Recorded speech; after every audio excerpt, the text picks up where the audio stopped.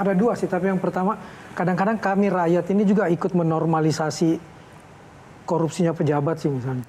Misalnya ketika Mas Bima berdiri tadi, begitu beliau berdiri saya lihat sepatunya, ini nggak layak nih sepatu menteri ini, udah tua gitu, udah belakangnya udah warna memutih dan sebagainya. Nah itu kan kadang-kadang mendorong pejabat untuk dia harus tampil sesuai ideal Konstruksi sosial. konstruksi sosialnya, sehingga akhirnya itu yang mendorong dia jadi korup. Jadi kadang-kadang kami ikut berdosa untuk meminta dia menteri harus pakai mobil yang 8,5 miliar dong. Itu kami juga yang menormalisasi gitu kan. Nah, tapi bagaimana Bima menghindari hal itu, menghindari tuntutan publik untuk tetap menjadi diri Bima sesuai dengan apa yang diharapkan oleh Bapak?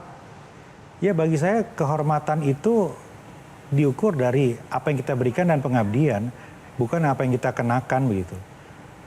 Jaket ini jaket Garut loh. Ya, orang-orang kan kelihatan. Iya, kita beli di Garut, kita pesen nih.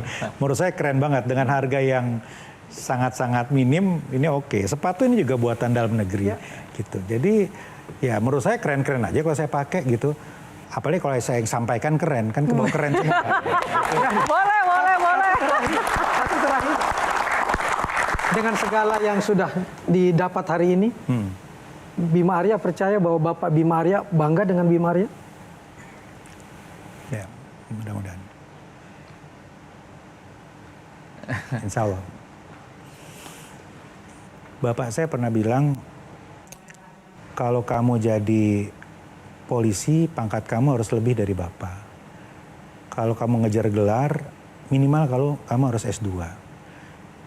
Nah sekarang saya sudah S3 dan posisi saya lebih tinggi dari ayah saya. Artinya bukan saya yang berhasil, tapi ayah saya yang berhasil mendidik saya. Oke. Terima kasih.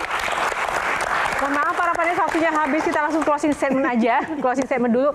Mas Adi, closing statement buat ya kalau harapan terbesar saya kepada Pak Wamen Bima ini, bacaan kita bukunya Imam Al-Ghazali, Bidayatul Hidayah. Satu yang saya ingat, banyak saat ini orang pintar, orang hebat, termasuk pejabat publik, tapi tidak mau merealisasikan apa yang dia tahu. Jauh panggang dari api. Atau apa yang disebut oleh Pak Wamen tadi, dia sebenarnya banyak hal mengetahui terkait dengan semua persoalan apapun di negara kita, tapi dia tidak mau melakukan itu semua karena mungkin malas dan seterusnya dan seterusnya. Atau kalau boleh kita titip pesan seorang pemimpin seperti Sayyidina Umar yang setiap malam dia mendatangi dari satu pintu ke pintu yang lain, memanggul beras untuk memastikan tak ada satupun rakyatnya yang kesulitan. Kalau itu yang disampaikan oleh Kementerian Dalam Negeri dan tidak ada lagi pejabat-pejabat publik yang kepala daerah menikmati kemewahan di atas penderitaan orang, saya kira ini akan menjadi oase di masa yang akan datang.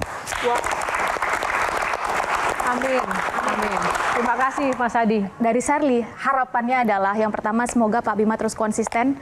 Sherly merasa bersyukur Pak, Sherly merasa beruntung punya privilege melihat Pak Bima sebagai seorang dosen dan Pak Bima di dunia politik.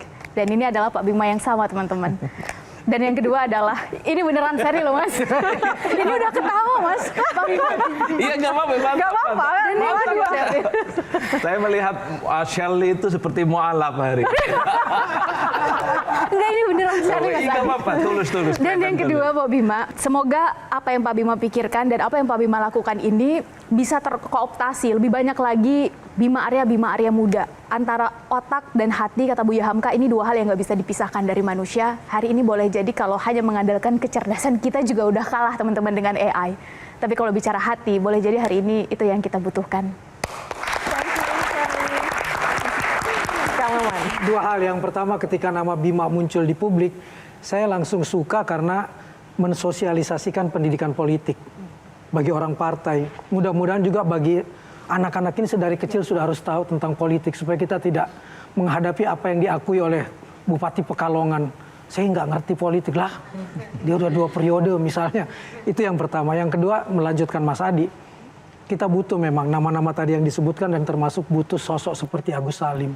Memimpin itu memang menderita, bukan untuk memperkaya diri. Hingga akhir hayatnya rumahnya pun masih sewa, masih kontrak. Pakaiannya pun ketika bicara di fora internasional penuh dengan telisik jahitan gitu. Saya berharap itu juga muncul di petinggi-petinggi kita yang lain. Supaya kami punya role model.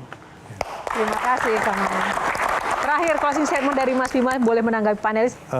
Dari sosok bertiga di hadapan saya, itu kita akan sampai pada satu kesepakatan bahwa politik itu bukan sekedar tontonan. Politik itu jauh di bawah kemanusiaan. Manusiaan di atas politik. Kenapa Mas Adi, Shirley, dan Kang Maman ini disukai oleh publik?